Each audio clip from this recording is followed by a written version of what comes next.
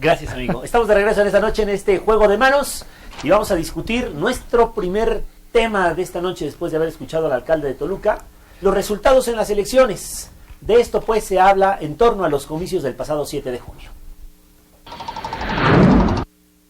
De último momento y de chiripa, el Partido Verde en la entidad salvó el registro y recibió 2 diputaciones plurinominales. Con los votos de Ecologistas y Nueva Alianza, el PRI alcanza la mayoría simple. De esta manera, el Partido Revolucionario Institucional se queda con 34 diputaciones de mayoría, PRD 6 de mayoría y 6 pluris, y se convierte en la segunda fuerza en la legislatura. Por su parte, el Partido Acción Nacional 4 de mayoría y 11 de representación proporcional. Morena tendrá 4 diputados, 3 Movimiento Ciudadano y 2 Encuentro Social. Señores, pues creo que el que ganó en esta elección, lo hemos comentado en varios espacios de opinión, ha sido el abstencionismo. Ya de acuerdo con los últimos resultados del proceso electoral, bueno, pues participó el 50% de los electores, lo cual habla de un poquito más del 50% en términos porcentuales de este proceso electoral.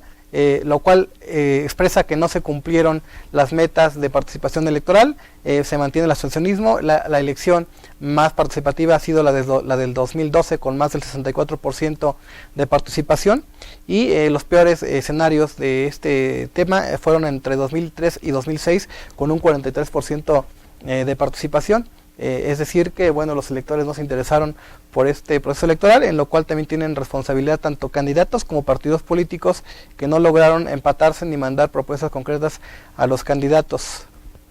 Pues yo creo que de alguna manera hemos venido bordando sobre el asunto de lo cortos que se quedan los partidos políticos, los candidatos, la forma de hacer propuestas, la forma de respetar la inteligencia del ciudadano al exponerle cuestiones muy básicas, al no agotar sus recursos ni emplear al máximo su creatividad para motivar, porque ese 50%, es decir, 1 de cada 2 mexiquenses en edad de votar, y hablando solamente del Estado de México, no solo está decepcionado, está ya desinteresado, y no creo que nadie se pueda conformar, bueno, sí, los que ganaron se pueden conformar con ese nivel de participación, pero nosotros como ciudadanos creo que también tendríamos ya que entrar en la etapa de la conciencia, de saber que el abstenernos no es una buena forma de participar, de saber que el resignarnos no es una buena forma de hacer que las cosas cambien, y de saber que pues el anular el voto tampoco nos llevará al puerto que deseamos, de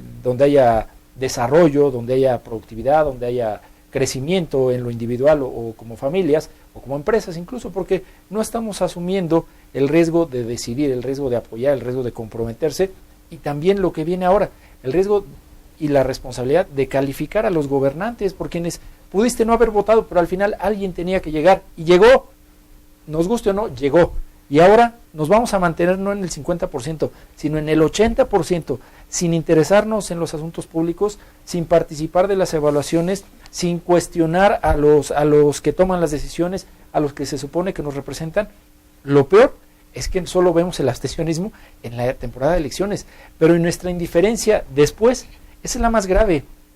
Nuestra total decepción, desilusión, desesperanza, ese es realmente lamentable, para no poder saber quién te está gobernando, saber qué decisiones está tomando y reclamarle. A mí me pareció verdaderamente preocupante que de los diputados federales que lograron, de los candidatos a diputados federales, los que lograron no eran candidatos transparentes, no habían presentado su declaración de bienes, de intereses, de impuestos, como si a la gente no le importara, y eso me parece que debe hacer un llamado de atención para los ciudadanos ahora no votantes, los ciudadanos que estamos requiriendo mejores condiciones, mejores servicios, más oportunidades, más eficacia, mejor uso de los presupuestos. Si eso no nos interesa, bueno, no podemos echarles ya la culpa a los políticos, si les dejamos la política y a los partidos, que bueno, pues ellos hacen lo que pueden por subsistir, porque para eso están diseñados muchos, aunque no alcancen la puerta. Ahora, yo no sé si estén de acuerdo conmigo, pero ignoro, y ojalá ustedes me puedan ayudar, si todavía en las escuelas se imparte civismo. Y pareciera, digamos que un asunto menor, ¿de qué me sirve? Pero lo cierto es que también se ha perdido, creo yo, desde la educación misma, esa responsabilidad ciudadana. Como bien lo dices, no solamente ser ciudadano cuando ya votas, ¿no? El compromiso todavía está para largo. Y tiene que ver... Y los sí, efectos, que es lo además, yo no sé si en verdad una reforma educativa tendría que pasar también, no nada más por el hecho de calificar, que está muy bien, y de evaluar a los profesores, y de mejorar las condiciones de cultura de los mismos, y los métodos de enseñanza, sino también en reforzar una cultura que parece vital y que, desde mi punto de vista, es el centro de la conducta ciudadana, que es el civismo, la civilidad. Yo no me acuerdo que me hayan enseñado en la escuela a que después de que votas, que es un ejercicio democrático que hace que un país tenga un régimen democrático, había que seguirle, ¿no? Todo se queda en vota. Es más, la propia publicidad de los institutos electorales, federales, federal o estatal, es vota y después te dicen gracias. Ese gracias es ¿qué? Es gracias, nos vemos en 3 años o nos vemos...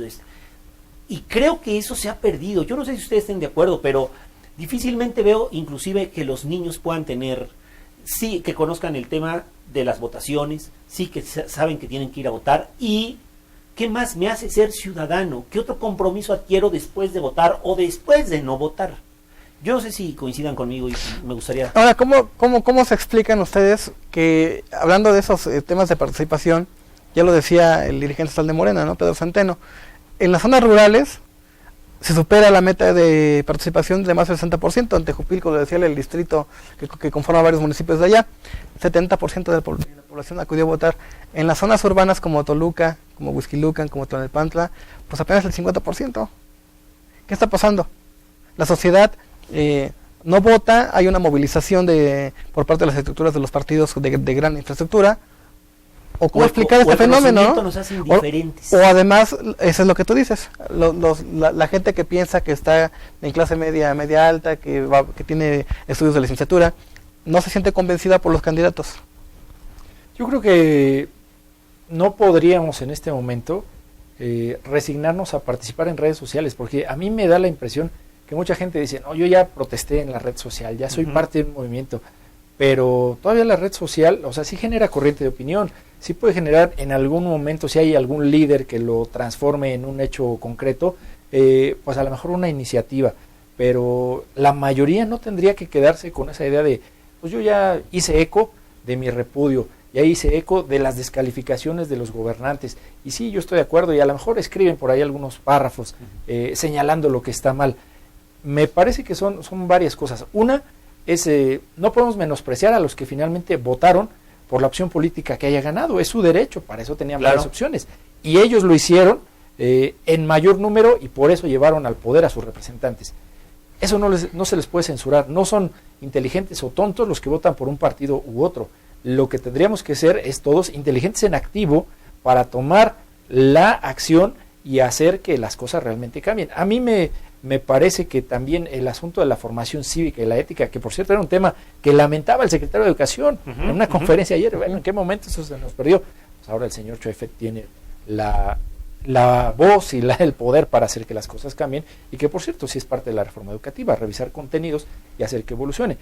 ¿Cómo nos convierten en mejores ciudadanos, en ciudadanos responsables, en ciudadanos enterados, que sepamos que podemos exigirle cuentas a los gobernantes y a las instituciones, que sepamos que podemos pedirles información a detalle de lo que están haciendo y no haciendo, de lo que están gastando y no gastando, y también que podemos en algún momento pues sancionarlos o denunciarlos para que se les sancione y se corrija lo que es la gestión pública? Creo que ese es el paso que debe seguir en esto. Si ya hay mucho activismo en redes sociales, pues que se hagan más corrientes de opinión, que se hagan más iniciativas. Me parece que una plataforma que pone un buen ejemplo es la de change.org, donde empieza a condensar muchas de esas opiniones coincidentes para transformarlas en movimientos concretos. ¿Y hacia qué? Hacia el ejercicio de una mejor ciudadanía, donde realmente logremos hacer transformaciones importantes y logremos poner en predicamentos a los que se han quedado en una mediocridad impresionante al tratar de hacer política y no convencer a nadie. Porque estamos ante el riesgo, perdón amigo, de acuerdo con los propios analistas, que la próxima elección, la del 2018, ante el abstencionismo que hay, pueda generar que un presidente sea votado o elegido por nada de la población. O sea, ni por la cuarta parte de la población del país. Nos estaría gobernando como hoy ocurre en muchos municipios, una persona que solamente eligió una de cada 4 que tenían la posibilidad de elegir. Y eso es altamente riesgoso. Sí. Y es lo que prevalece. Sí, pues en términos de números, pues la elección presidencial que ha tenido la más alta participación en México fue la de 1994, en un escenario de violencia donde habían matado al candidato del PRI, Luis Donaldo Colosio, donde votó el 74% de la población a favor de Ernesto Zedillo. Bueno, en esa elección en la que ganó Ernesto Zedillo Ponce de León, la elección ha sido la más votada, y los avances democráticos, las nuevas regulaciones electorales, la inversión en gasto público para el financiamiento público de los partidos políticos y de los órganos electorales, pues no ha funcionado, así pareciera, ¿no? Así lo establecen los números. ¿Qué viene? Que ahora los partidos políticos sufren una reestructuración con esos votos. En el Estado de México, el PRI y sus aliados, Partido Verde y Nueva Alianza, pues van a tener mayoría simple. Sin embargo, Nueva Alianza cae, tiene 2 diputados. El Partido Verde pues tendrá 2 diputados. El Partido la Revolución Democrática, PRD, pues va a ser la segunda fuerza en el Estado de México, con 12 diputados. El Partido Acción Nacional va a ser tercera fuerza con 11 diputados. Sorprende Morena de Andrés Manuel López Obrador con 6 diputados en el Congreso del Estado de México, lo que no ha hecho ninguna fuerza de izquierda en el Estado, tener 6 diputados. Movimiento Ciudadano también crece, ha tenido entre 2 y 3 diputados, ahora tendrá 5 legisladores. Lo que viene es que estos partidos políticos, Encuentro Social tendrá 2 diputados, hagan valer ese respaldo de la sociedad, asuman realmente una postura de oposición al PRI en la Cámara y al gobierno en el Estado de México, que ha adolecido mucho, y vendrán figuras que ya estén pensando en el proceso electoral del 2017. Higinio Martínez Miranda, que fue el creador del famoso grupo de acción política en el PRD, va a gobernar Texcoco, y va a ser un alcalde fuerte por todo lo que implica este municipio. Viene el proyecto del nuevo aeropuerto internacional de la Ciudad de México, que va a ser en su municipio. Imagínate toda la derrama económica que genera, pero además va a ser un elemento primordial para el gobierno en que se lleve a cabo o no, porque pues tradicionalmente esos grupos políticos afines a Morena son los que han estado en contra de los proyectos aeroportuarios. Recordemos el de Ignacio del Valle, ¿no? También pues Alejandro Encinas no está definido si va a meterse de lleno al 100% con Morena. Ya fue candidato a gobernador del PRD, puede ser candidato a gobernador de Morena. Y bueno, en el PAN ganan 2 municipios de mucha importancia, como es Huixquilucan y Naucalpan, donde por ejemplo en Huixquilucan derrotan a grupos políticos del PRI poderosos. En Naucalpan pues también Edgar Olvera Higuera, candidato del PAN, que ya había sido perdido, ahora sí le gana a David Parra Sánchez del PRI, que también traía una gran estructura sindical, y Enrique Vargas lo propio en Huixquilucan. De entrada, pues en términos políticos, ellos 2 personajes pues se posicionan para la gubernatura, hay que decirlo, ¿no? Pues le ganan al PRI, recuperan municipios importantes, entonces por tanto ya deben de estar en esa lógica. En el PRI, bueno, pues viene la lucha por la coordinación de la bancada mexiquense, que en mucho abona a la lectura política de qué grupo político pudiera posicionarse para el 2017. Se habla de diferentes personajes, de Raimundo Martínez Carvajal en el Distrito 1, que ya fue secretario de Educación, de Cruz Juvenal Roa, que fue secretario del Medio Ambiente y ganó su distrito también muy bien en la zona sur del estado. Se habla de Miguel Samano Peralta, de la zona norte. Puede ser también candidatable Laura Barrera Fortur, porque no, ya fue coordinadora de la bancada mexiquense en San Lázaro. Y bueno, ese es el escenario ya con los resultados, ¿no? Sí, adelante. Pues visto el mapa, y así como lo pone José Alan, que siempre suele tener los números muy precisos, yo creo que hay que hacer énfasis en algo. O sea, hayas votado o no hayas votado, tienes que pedir cuentas. Claro. Hayas votado o no hayas votado, tienes que estar enterado. Hayas votado o no hayas votado, tienes que saber qué prometió cada una de las fuerzas políticas para saber qué exigirle una vez que llega al cargo. Esperar, sí, de la oposición, no la negativa sistemática que lleva hacia la nada, sino la contraposición de opciones que permitan tomar una mejor decisión. Ese, a mi entender, es la oposición, no simple y sencillamente el que se opone a todo lo que le presentan, sino el que tiene opciones, alternativas a lo que se presentan, y alternativas que pueden prometer ser mejores de las que originalmente se tienen. Y también creo que una lección, y si de algo tenemos que pensar que se pudo ganar en este proceso, es de todo lo que se recontó después del PREP, nos deja la lección de que sí hubo ciudadanos participando en las casillas que cuidaron la elección. Sí hubo, pese a los golpes mediáticos o a las presunciones y a las balandronadas de que algunos ganaron, la revisión por parte del Instituto Electoral con reglas que sí tenemos para revisar y que quede perfectamente claro quién ganó. Y entonces eso nos lleva a la conclusión de que sí tiene sentido votar y que gana la mayoría. Entonces, si no queremos, bueno, tomemos acción para realmente participar o tomar partido de alguno de los actores y bueno, asumir que se gana o se pierde, pero que estamos en la contienda política no como espectadores o aplaudidores, sino como ciudadanos, que es lo que necesitamos a este momento y a partir de ahora más que antes de la jornada electoral. Sí, indudablemente que sí. Ojalá que no nos siga pasando como en cada elección, como dice el camionero, ¿no? Aváncele para atrás, porque así es el grito de los camioneros y parece que a veces así estamos en nuestro país. Le avanzamos para atrás como cuando uno se sube pues al camión y le gritan, joven, aváncele, pero para atrás. Ojalá y no nos pase. Hacemos una pausa esta noche, amigo. Así es, tenemos por suerte más anuncios para ustedes y es el tiempo que nos damos de respiro para regresar a discutir otro tema sumamente interesante aquí en Juego de Manos.